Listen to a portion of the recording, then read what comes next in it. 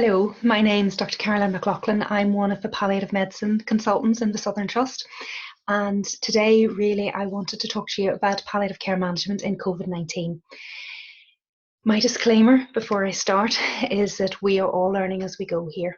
Never as a group of doctors have we had more challenges, both professionally and personally. But we're trying to do our very best. The guidance that I'm going to present here most likely will change as our experience increases and the cohort of patients we look after with COVID-19 increases. This guidance has been developed with discussion with all of the other palliative medicine consultants in Northern Ireland. Regional guidance has been generated and badged by the PHA, and I represent the Southern Trust in that guidance. And we've also spoken to palliative care physicians in Italy and in other parts of the UK who are at different points of the COVID-19 trajectory. So we've done the best we can with the resources we have at the moment, but things may change and we'll update our guidance accordingly. So in the course of this presentation, I'd like to give you an overview first of what we're going to talk about. We're going to look at how patients die from COVID, how we recognise the dying patient, when are we actually prolonging living, and when are we prolonging dying. Looking at symptom management in the dying and symptom management in the living, looking at difficult conversations that lie ahead for us all, looking at care after death and advice and support for us as professionals. So the clinical course. We know that with COVID-19, some patients are entirely asymptomatic. Some simply have a mild cold-like disease and we won't see these patients. Some are hospitalised, they don't look too sick and they do well. Some are hospitalised, they don't look too sick and they deteriorate over the course of 3 to 5 days. And that's between 9 and 15%, and those patients have a 25 to 50% mortality. And then there are some patients who are hospitalised, look sick and generally do badly. And those patients have a mortality between 50 and 75%. So significant figures. What do the patients die of? The vast majority of cases it's respiratory failure. We know that, between 82 and 94%. They can also die of shock, from myocarditis, from cardiac arrhythmias, from high renal failure. We saw that in China. It might be related to some of the medicines that were used in China. That will become clearer as time passes. Patients can die from secondary or coexisting bacterial infection. There's been mixed reports about that, and also risk of death from secondary fungal infections. What are the predictors of death on admission? Well, bilateral lung disease, patients who are short of breath on admission, patients who have respiratory rate of greater than 24 or oxygen saturations of less than 92% in room air. We know that hemoptysis is a really poor sign. We know that a raised white cell count greater than 10 is a poor prognostic feature. We know we can look for a raised LDH and a low lymphocyte count, and we know that patients can die from shock or respiratory failure requiring ventilation. So this graph looks at mortality and looks at patients who have COVID-19 versus patients who have community-acquired pneumonia. COVID-19 is the blue column, community-acquired pneumonia is the red, and you can see that there's much greater mortality in patients with COVID than in patients with community-acquired pneumonia. Also, if we use our CURB-65 criteria, confusion, urea, respiratory rate, systolic blood pressure and age, as the CURB-65 count goes up, so does mortality quite significantly. So how do we recognise a dying patient? Well, we know that when patients' oxygen requirements start to go up, it leads to mechanical ventilation or to death. And there are possible 2 different trajectories. This is all becoming clearer as time passes. There's an ARDS picture, an acute respiratory distress syndrome picture, maybe about 25%, where patients rapidly decompensate and become very short of breath. And then there's a more gradual deterioration where patients can become more drowsy, sleep more of the day, more of what we see in patients who are dying from other palliative conditions, and patients become more short of breath. It's really important that we decide for each patient the ceiling of care and consider their frailty scores, how much support they need for activities of daily life, look at their comorbidities, look at their underlying prognosis before the COVID, look at the likelihood of survival, and if we know what the patient's wishes are or if they have any advanced care plans in place. So the questions we have to ask: would this patient benefit from a palliative approach? That would be a patient who has a very minimal chance of surviving or who has a reasonable chance of not surviving. And we have to ask ourselves, are we giving people a chance to survive or are we prolonging dying? And in hospital patients, we have to look at patients who are possibly very symptomatic and are very socially isolated and may have a visit or may not have any visitors for 24 hours a day, and their only interaction will be us as staff in our full PPE and all the barriers and difficulties and risks with all of that. Are interventions helping symptoms, or are they risking patients? Are we giving patients diarrhea and possibly C. diff with our antibiotics? Just because we can do it, as always, doesn't mean we should do it. And would we want it for ourselves, or would we want it for our family members? And these are all questions we have to ask whilst maintaining to really strict ethical principles, so things that we all learned in medical school about autonomy and beneficence and non-maleficence and justice, and going back to those to help us try and answer some of these incredibly difficult questions. So moving on to symptom management. Well, in this presentation, I'm going to talk about two different guidelines. One is the regional PHA badge, the Regional Palliative Medicine Physicians Group agreed guidelines, which have been brought together within the last week and will become live in the PHA on Thursday. That will be the 9th of April. And this is for COVID-19 patients' symptom management in the last few days of life. Then locally within the trust, the respiratory physicians asked us to produce some local guidelines for the management of symptoms in patients who are getting active treatment but who may survive. So we'll talk about both of those guidelines in a moment or two. Looking first at general principles, particularly for the patients who we feel are in the last few hours or days of life. Use oral meds if we can to preserve our resources, because we don't know how many syringe drivers we will have if the anticipated numbers are as huge as we fear. If time is very short, the patient's very symptomatic, it's really useful to give a stat and then start the syringe drive at the same time. That means the nurses are all interacting with the patient at the same time, rather than going in again half an hour later to start a syringe driver. Syringe drivers normally take at least 4 hours before you start to see any benefits, so you have to warn the patient that and know that within yourself and within your team. The doses we've suggested are a guide, and they're to be used in conjunction with your full clinical judgment. And obviously, if you have a patient who's very elderly, who's very frail, with reduced BMI, who's drug naive, you might consider lower doses. And if you have somebody who's got, you suspect, quite a good drug tolerance or very symptomatic, you might consider using higher doses and reassess your patient. All the drugs we suggested in the last few days of life guidance are all compatible in normal saline, and we can use up to 4 drugs in a syringe driver. PRN doses are always about 1/6 of 24-hour dose of the background medication, and if a patient is already on a background opioid or benzodiazepine, you'll have to take that into account when you're adjusting your doses. But if you're unsure, ask us in the palliative care team, ask your seniors, ICU, respiratory, whichever is most appropriate for the question that you have, but ask if you need to. This is how our Regional Palliative Medicine Physician Group, RPMG, guidance looks like in the PHA website. COVID-19 symptom management in the last days of life. And it's for use in secondary care settings, but it's also for use in primary care settings. These were developed over the last week to 2 weeks by a representation of palliative medicine consultants across Northern Ireland. I represented the Southern Trust. So if these are symptom management for patients who are dying, patients who are not for escalation, and in whom we feel their prognosis is hours to days. First, before we go into the drugs, a bit of a checklist to go through. Make sure we know what the ceiling of care is, that we've established it based on all the factors we've talked about: comorbidities, likely prognosis, condition beforehand, frailty score, all of those factors. Have any DNA CPR decisions and discussions as appropriate with patients or with families, and remembering that even if a patient is not for resuscitation, it doesn't mean that we're not going to treat them as much as we can to alleviate symptoms and to treat anything reversible.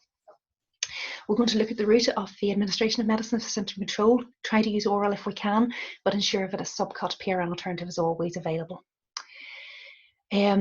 If our usual subcut medications are not available, depending upon the number of patients and drug availability as we move forward, we might have to look at third-line options, and I'll talk to you about those in a little bit more detail in a few moments. If a patient's dying, we would always consider stopping regular observations, stopping fluids, stopping BMs. The exception might be if you have a patient who's a type 1 diabetic, and there is UK-wide guidance on diabetes management at the end of the life, and the hyperlink is included here. Anticipatory prescribing. Any patient who's dying, I always ask you to remember the 4 A's. Make sure the patient has an oral and subcut version of the following: an analgesic, an anxiolytic, an anti-secretory, and an antiemetic. Consider really good mouth care. We know that can distress patients a lot. Normally we'd be suggesting mouthwashes, not in the COVID-19 cohort because of a risk of virus shedding and dispersing the virus more. So instead we'd be suggesting biotin gel 4 times a day. Rationalised medications. Consider stopping medicines that are not critical, but continuing the ones that are, and maybe looking at different routes, be that for anti-epileptics, Parkinson's medication. And if we possibly can, attend to the social, psychological and spiritual needs of the patients, because they're terrified too. And This is so tough for them with everything they've seen in the media and the environment that they'll be entering into in the hospital and the fact they don't have their family with them. So we really need to address our patients' needs as much as we can. Even if we only have a few minutes to do that, it will be so valuable to each individual patient and subsequently their families. So when you go into the PHA, the RPMG guidance for the last few days of life, you're going to see tables like this. And you're going to see 3 different colours. Green, which is your first line, and will give you an injectable option and a non-injectable option. So that's the first line, what you would use normally. Orange is your second line if a patient's symptoms are escalating or progressing, or if you want an alternative option because you don't have your first line options available. And then your third line are actually quite a red box, and that's really the medicines we don't have the same evidence for, the medicines that we do not use regularly, and the things we really don't want to have to use, but might be forced to if we don't have the medicines available, the equipment available, such as syringe drivers, subcut lines, or the staff available to administer these medicines. So first, second, third line, always start at first line. So I'm going to go through it in a bit more detail now. So for dyspnea, pain, cough, we group those symptoms all together because the management is similar. First line, so green, where we would start. Our injectable options, the eGFR is greater than 45. We've got a robust patient, morphine sulfate injection, 2 to 5 milligrams, 2 to 4 hourly PRN subcut. If your eGFR is 15 to 45, we'd use oxycodone, 1 to 2 milligrams, because it's a little bit stronger than morphine sulfate, 2 to 4 hourly PRN, because we know it doesn't accumulate as much if kidneys aren't working as well. And if eGFR is less than 15, offers a concern about opioid toxicity, a lower dose of oxycodone, 1 milligram subcut, and consider contacting the palliative care team for advice. If you want to have a non-injectable option, either because your patient's managing orals or you don't have the staff or the availability to give the injections, think of Oramor, 5 milligrams, 2 to 4 hourly PRN. If your eGFR is greater than 45, if your eGFR is between 15 and 45, consider short tech, 1 to 2 milligrams, 2 to 4 hourly PRN. And then if your eGFR is less than 15, short tech 1 milligram, 1 to 2 milligrams every 2 to 4 hourly PRN, and contact the specialist palliative care team for advice in those patients. If you are prescribing medicines, think about prescribing range, gives the nurses some flexibility, and maybe 1 to 2 hourly dosing. And if you have a patient who's needing a lot of doses, you might want to look at what the dose you've prescribed and whether that could be increased. So if you'd prescribed 2 to 5 milligrams and the patient's needing 2, 3, 4 milligrams, maybe you want to try 5 milligrams the next time. And maybe increase as appropriate and as your patient's tolerating and in line with your symptoms. So second line for dyspnea, pain and cough, this is when patients are either having progression of symptoms or you need an alternative. Again, injectable. This is a syringe driver if your eGFR is greater than 45 with morphine sulfate 10 and midazolam 10. You might use a lower dose depending upon your patient's condition, frailty, BMI, or you might use a higher dose depending upon what breakthroughs have been needed and how symptomatic your patient is. But that's a good middle point, taking into account all of those factors. And you can continue your subcut PRNs in addition to the background syringe driver. eGFR is between 15 and 45, you're going to go to your oxycodone again because it's not going to accumulate as much. And again, you could consider oxycodone 5 milligrams and midazolam 10 milligrams in a syringe driver over 24 hours, continuing with your subcut PRNs. If eGFR is less than 15, you're concerned about opioid toxicity, your PRNs could be oxycodone, but you might want to think about a drug called alfentanil in the syringe driver, and in the palliative care team we're very happy to be contacted about that.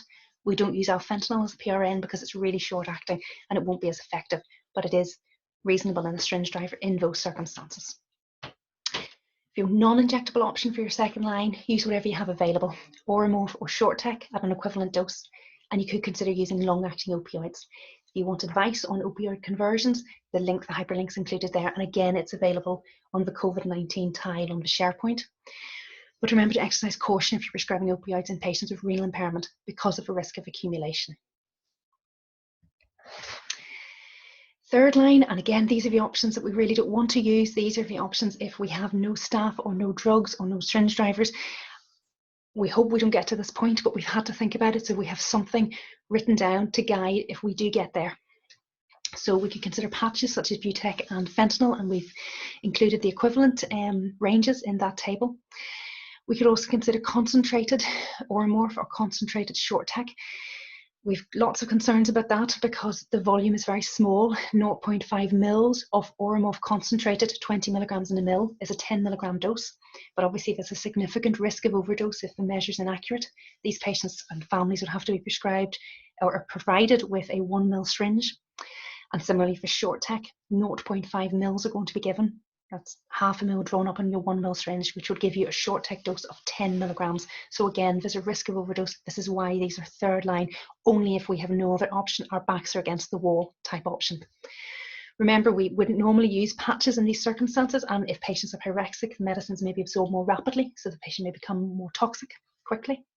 And also topical opioids can take 24 to 48 hours until they start to have some effect. So again, they're not ideal if you have an unstable, deteriorating patient and you are going to need PRNs in the interim. So again, third line option, try to use your first line, ideally, your second line, leave this if there is no other option available, and seek palliative medicine advice if you are considering prescribing these drugs. Delirium, again, we know can be a direct symptom of COVID. We must consider and treat other possible causes if it's superadded infection, if it could be other drugs, dehydration, constipation, urinary retention, or hypoxia. And if we can treat anything reversible, that's much better than using medication. If we do have to use medication, again, we've got our green, our first line, our orange, our second line. And we've got our injectable option and our non-injectable option. So first line, you want to use midazolam on a PRN subcut basis, 2 to 5 milligrams. Or you could use haloperidol or levomepromazine. So you're going to use an anxiolytic like midazolam. You're also going to use an antipsychotic to try and address both types of symptoms. Levomepromazine is more sedative than haloperidol, so it might be what you consider using if that's the side effect or if that's the effect you're looking for. Non-injectable options, lorazepam or diazepam. Now, second line, if you need an alternative to your first line, or if you've got progression of symptoms, you're thinking again of a syringe driver. If it's injectable, midazolam, 10 milligrams over 24 hours. And adding either levomepromazine, probably start at 10 milligrams, but you could go up to 25 milligrams depending upon symptoms, depending upon what your patient's already required. Or you could consider haloperidol, 3 to 5 milligrams, in addition to your midazolam. Or if you wanted a non-injectable option, you could think about haloperidol, 0.5 to 1 milligram, 4-hourly PRN, or levomepromazine tablets. They come with 6 milligram tablets. If you have difficulty getting that, a 25 milligram tablet could be quartered and it could be dissolved in water. But again, you want to use a 6 milligram tablet to avoid errors if at all possible. Again, third line, we don't want to use these unless our backs are against the wall, unless we don't have the staff, we don't have the drugs, we don't have the drivers, we don't have the equipment. So for anxiety, for agitation, for delirium, we could think about buccal pre-filled syringes or epistatus buccal solutions. So that's buccal midazolam, which is absorbed through the buccal mucosa. And if that's not available, we could think about midazolam solution for injection, can be administered buccally, and you're looking at using a dose of 5 to 10 milligrams every 4 hours PRN buccally. The other option would be diazepam enemas, olanzapine tablets, risperidone tablets. And again, if you don't have a syringe driver available, but you maybe do have a district nurse who can give subcuts, you could consider haloperidol subcut, either once daily or levomepromazine once or twice daily if the dose is listed. But again, these are third line options only to be used if you don't have any other alternative, because there isn't the same evidence and it's not what we usually do in our practice. And again, seek advice if you feel that's necessary. Respiratory secretions, again, big issue. First line, again, an injectable and a non-injectable option. Glycopyrronium, we use that widely, or buscopan. And then if you need a non-injectable alternative, you don't have the option of injections, hyoscine hydrobromide sublingual tablets. Second line, either if you need an alternative or if your symptoms are progressing, you could think of an injectable version, hyoscine hydrobromide. We don't use that first line because we know it can cross the blood-brain barrier and can cause agitation, and we want to avoid that if at all possible, but it is there as a second line option. And we could also think about scopoderm patches if you want a non-injectable option. Third line, again, if the syringe driver isn't available but there is a district nurse who can give subcuts, you could consider buscopan BD or glycopyrronium BD or TID, but obviously there are issues with that as well. You also could consider atropine eye drops, sublingually, 1 to 2 drops, 6 to 8 hourly, that's 1% atropine. But again, third line, only use if you don't have your first line options or your second line options. Pyrexia, first line, injectable if you have an IV line, IV paracetamol, greater than 50 kilograms, it's 1 gram QDS, less than 50 kilograms, it's going to be 15 milligrams per kilogram QDS. Non-injectable would be your paracetamol tablets. Cool the face with a cool washcloth with oral fluids, but avoid fans because of dispersal of virus and virus shedding. Second line, an alternative for progression of symptoms. We know that non-steroidals are not recommended in COVID-19, but if you have a patient who is dying, there's no possibility of survival and you're really struggling with symptoms of pyrexia, you could consider it. And the agent to consider is parecoxib as injection. It is the only drug that can't mix with any other drugs in a syringe driver. It's made up on its own in normal saline. You could either give a subcut dose of 20 milligrams BD, or you could put between 40 and 80 milligrams in the syringe driver. For a non-injectable alternative, you can think of paracetamol suppositories or diclofenac suppositories. But again, non-steroidals only to be used in patients in whom there's no possibility of survival and you're struggling to manage the symptoms. So moving away from the patients who we feel are dying in the last few hours or days of life from COVID, if we look at symptom management in those patients who may survive, very symptomatic, but are still having active treatment. And it was respiratory consultants in Craigavon who requested this advice. So generally we would recommend lower doses. We'd use oral medicines if possible and preserve syringe drivers for the dying. And once the medications, once the patient is better, the medication should be weaned or stopped because we don't want to be discharging patients on opioids and benzodiazepines when they weren't admitted on these agents. So that's a really important point here. Sorry, the slide's so small, but is available for respiratory consultants in Craigavon. Again, we looked at first line and second line. First line, depending on your EGFR, if it's greater than 45, use Oromorph or morphine sulfate, low dose, 1 to 2 milligram, 2 to 4 hourly PRN, or morphine sulfate injection. EGFR is less than 45, consider short-tech oral solution or oxycodone injection. Again, really low doses, 1 milligram, 2 to 4 hourly PRN. If a patient is requiring significant PRNs, it is worth discussing with a senior doctor, reassessing the symptoms, reassessing whether you need more respiratory advice, you need ICU advice, or you need more palliative medicine advice, and looking again at all your ceilings of care. Again, these are for patients who are symptomatic but are having active treatment. First line, looking at delirium, agitation, anxiety, that's diazepam or lorazepam, or midazolam if you want to use injections, or haloperidol if you want to use injections. And again, if a patient's needing significant PRNs, is very symptomatic, discuss ceilings of care, respiratory input, ICU input is appropriate, or palliative care input. Pyrexia, cool the face using a cloth, oral fluids if possible, and paracetamol, less than 50 kilos, you'll have to reduce your dose to 15 milligrams per kilogram. But you want to avoid NSAIDs in COVID-19 patients until there's further evidence to support safety, and you want to avoid fans to stop dispersal of viral shedding viral load. Nausea, over first-line agents we would consider cyclizine, prochlorperazine, metoclopramide, ondansetron. Try orally, but if a person's vomiting, you will need to use an injectable route.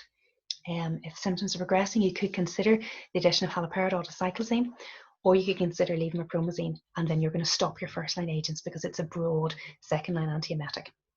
And if your patient's in pain, use a WHO analgesic ladder, the hyperlinks contained there, and again, you're going to avoid non-steroidals. So those are the symptom management for patients who are having active management, but are very symptomatic, and used in conjunction with your best medical assessment and respiratory input and all of those caveats. So that's a summary of the drugs which are available, and all of that information is contained on the COVID-19 tile on the SharePoint for palliative medicine in the Trust. So again, we wanted to look at communication and the fact that these are really unusual times and really distressing for families who can't be with their patients, and also the pressure that's going to be on staff. So we looked at developing 3 communication sheets: a communication sheet for admission, a daily update sheet, and a communication sheet after death. And these are available on the Southern Docs site, and also on SharePoint on the COVID-19 tile on the palliative SharePoint. So this really gives you the words to use when you're busy, when you're struggling, or when the nursing staff are busy or struggling, and it really is a prompt. And we've noticed that it might look quite long, but when people did this without a prompt, it took a lot longer. So it's a good guide. Section at the top for demographics, and I'll just read out the first paragraph just to give you an idea of the tone. So this is when a person's admitted. We appreciate this is a really worrying time for you. Your loved one's care, comfort and dignity will always be our main priorities, and we want to reassure you that we'll do the very best we can. Sadly, as you're probably aware, of a government guidance is that visiting isn't permitted, and we realise this is an extremely stressful time for families, and we're really grateful for your cooperation and understanding, and we're so sorry it's so difficult. It goes on to say that medical and nursing staff may be very busy, and they're also trying to reduce the spread of virus, so they may not be able to update you in person, but they will be in contact with you every day to give you a telephone update. And then there's a section to include the key person's contact details.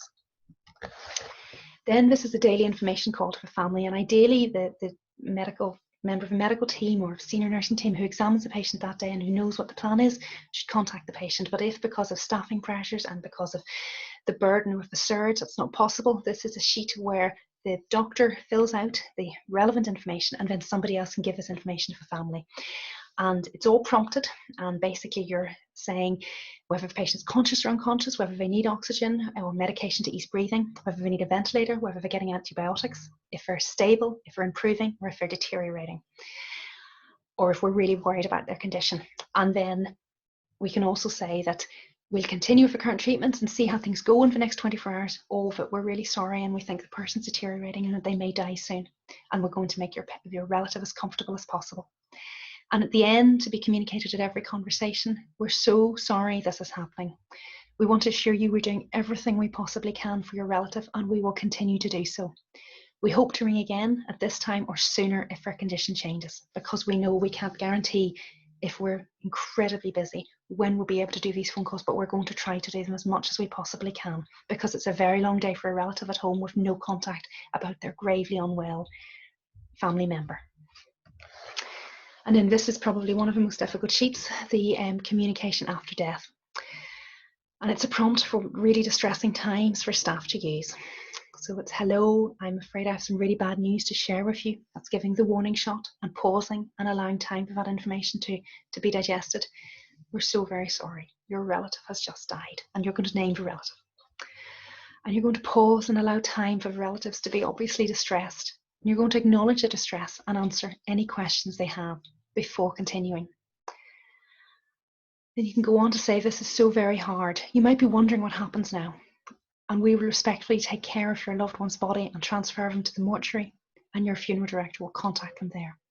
There's then some information about the funeral director. And unfortunately, if the relatives say, will they be able to see their relative again, you're going to have to say, I'm so very, very sorry, but because of the risk of infection, it's not possible. Pausing again and mentioning if there's any mementos, any valuable items on the patient that the family might have, and if there are, that we'll try to remove them. They'll be placed in a bag, not to be opened for 7 days by the family. And then reassure relatives that we're going to send them some more information about this really difficult bereavement in these terrible times, to provide some support and some follow-up for those patients as best we can under the circumstances. So it's really tough, but it's a prompt for when staff are under pressure. The words are there if you're struggling for that, or if you're exhausted with the work you're doing, to try and help these relatives. So tips for communicating with conscious patients. Always really important, if we're going into a patient, address the person by name, introduce yourself with your name. This becomes even more important when we're covered in PPE, and so much of that human contact is reduced by the PPE, and really emphasize to the person that we're doing our very best to look after them. We understand it's a really difficult time, and it's totally normal to be feeling frightened and scared. Reassure the person that we're doing our very best to make sure they don't suffer and to keep them as comfortable as possible. To acknowledge how difficult it is not to have their loved ones around, but to see that we're there with the patients, and we're there to help and support them, and we'll help them contact their families if we possibly can. And say that even though your family cannot stay in the ward, and I think this is really nice, that they are still very close. They call every day to find out how you are, and we make sure we talk to them regularly. And that could be really helpful. You all know this anyway, but just included in the teaching for completeness, always avoid saying things like, there's nothing more we can do. Don't worry, you'll die quietly and peacefully with these drugs. You must be strong and brave for your family. Things to avoid saying. And I know you know those things already. Advanced care planning, sometimes when we hear that, we think, goodness, that's a huge document, it's a big booklet, we don't have time to do any of those things. In this circumstance, advanced care planning is a conversation between two people in a room, trying to find a way through in the most difficult circumstances, and trying to find out what matters most to the patient. So it's important to say, we know it's really scary at the minute with all the news reports, you must be really vulnerable. This is so hard to talk about, but I want us to clarify a few things to see what your worries are about the future. We always hope to plan for the best, but realise sometimes we have to plan for the worst as well. We wish we weren't in this situation, but we worry that if you get sicker with COVID-19 and all your other health problems, you wouldn't survive ICU. And we want to make sure you and your family are prepared about these terrible situations and discussions. We really need to think about what treatments you would want if you're less well, and what treatments we wouldn't be able to do. And that could lead us into talking about resuscitation, and say that it's unlikely, so unlikely to be successful, and there's no treatment to cure the underlying condition, unfortunately. And what's really important to say is what matters most to you, because that often can just bring your entire conversation down very succinctly to what matters most to the patient. And making sure that as we're talking, we're saying we think, we're sadly or really unfortunately, and it adds nuance and meaning and sensitivity in this really, really difficult and unusual environment we've all found ourselves in. How do we communicate with a family of an unconscious patient? when we're on the phone to a family, you want to introduce yourself again by your full name and your role. You want to say, I'm the doctor on duty. You want to make it personal, because so much of the communication is lost through a phone. And you're going to acknowledge you're really sorry that because of this awful situation, we can't meet to talk about your relative. Give information gradually, leave a pause, allow that information to be processed before you give further information, and acknowledging the anxiety and the fear and the desperation that families will have. Provide the information really gradually. We've done everything in our power for your loved one at this really difficult time. But unfortunately, medicine has its limits. And I'm so sorry, but I think we've reached that limit. And their condition is deteriorating. And we are so sorry. And at the moment, we're doing all we can to prevent any further suffering and keep them as comfortable and as peaceful as possible. Really tough stuff, but really good to have these prompts for when situations are really difficult. And again, we want to avoid saying medical terminology like a patient at this pathological stage, or there's nothing more we can do. We want to give any hope we can, even if our hope is that we make people comfortable and dignified at the end of our life. And this is really important stuff, and often only takes a few minutes to do, but has such an effect on family members. After death, we first need to verify the death, and we'll have to wear our full PPE and maintain infection control measures. We know that COVID-19 is an acceptable cause of death, and it's not a reason on its own to refer a patient to the coroner. We need to contact the agreed contact person, the relative of the next of kin, and clarify what mementos, jewellery need to be taken from the body.